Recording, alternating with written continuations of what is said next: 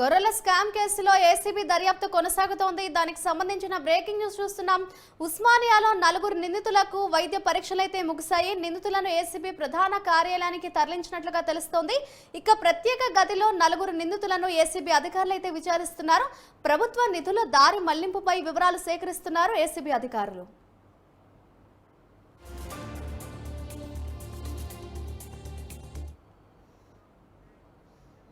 గొర్రెల స్కామ్ కేసులో ఏసీబీ దర్యాప్తు అయితే కొనసాగుతోంది. ఇదే అంశానికి సంబంధించిన మరింత సమాచారాన్ని మా క్రైమ్ బ్యూరో చీఫ్ కృష్ణ అందిస్తారు. కృష్ణ, చెప్పండి, గొర్రెల స్కామ్ కేసులో ఏసీబీ దర్యాప్తు అయితే కొనసాగుతున్నట్లుగా తెలుస్తోంది. దర్యాప్తుకు సంబంధించిన లేటెస్ట్ అప్డేట్స్ ఏ విధంగా ఉన్నాయి?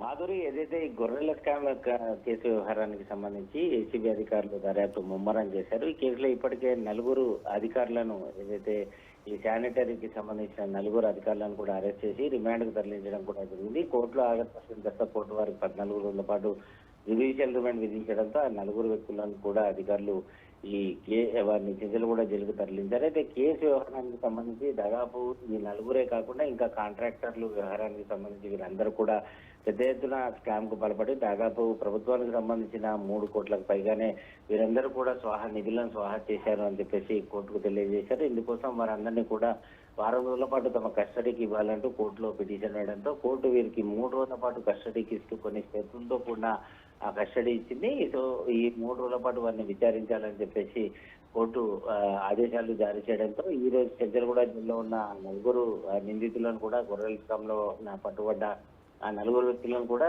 బంజారాహిల్స్ లో ఉన్న ఏసీబీ ప్రధాన కార్యాలయానికి తీసుకెళ్లే అధికారులు విచారణ చేపట్టారు. ఈ రోజు నుంచి మరో 2 రోజుల పాటు విచారణ చేపట్టిన తర్వాత అనంతరం వారిని తిరిగి కోర్టుకు అప్పగించడం జరుగుతుంది. అయితే కేసులో ప్రధానంగా చూసుకుంటే కాంట్రాక్టర్ల వ్యవహారానికి సంబంధించి పెద్ద ఎత్తున కుమ్మక్కై అధికారులందరూ కలిసి దాదాపు 230 కోట్ల రూపాయలు స్వాహా చేసినట్లుగా కూడా అధికారుల లెక్కల్లో ఉన్నాయి. వారంతా ఎవరు, ఎక్కడెక్కడ ఈ నిధులు దారి మళ్ళాయన్న కోణంలో ఏసీబీ అధికారులు దర్యాప్తు సాగిస్తున్నారు. అయితే కృష్ణ, విచారణకు సంబంధించి అటు విచారణలో భాగంగా ప్రభుత్వ నిధుల గురించి ఎటువంటి ప్రశ్నలు సంధిస్తున్నారని అనుకోవచ్చు అంటారు? అంటే అఫీషియల్ గా ప్రకటించిన 3 కోట్ల నిధులైనా ఇంకా ఎక్కువ మొత్తంలో అటు నిధులు దారి మళ్లింపు జరిగిందని అనుకోవచ్చా? ఏమని అనుకోవచ్చు అంటారు విచారణకు సంబంధించి?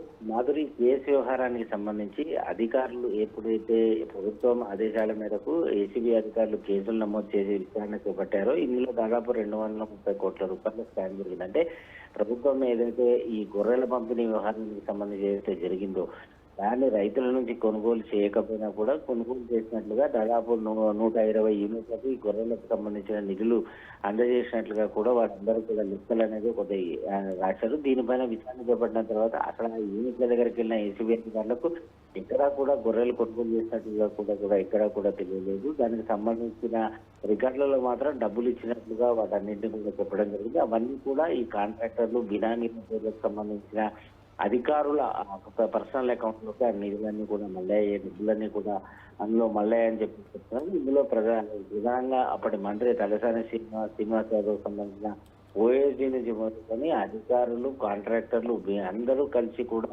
ఈ డబ్బులు స్వాహా చేసినట్లుగా కూడా అధికారులకు అనుమానం ఉంది. ఇందులో భాగంగానే ఆ 4 వ్యక్తులు ఏదైతే ఆ బ్యాంక్ ఆధారాలు దొరికాయో ఆధారాల ప్రకారమే 4 అధికారులను కూడా అదుపులోకి తీసుకున్నారు. ఆ అదుపులోకి తీసుకున్న తర్వాత వారిని విచారణ చేసి నేరం అంగీకరించిన వారిని రిమాండ్కు తరలించడం జరిగింది.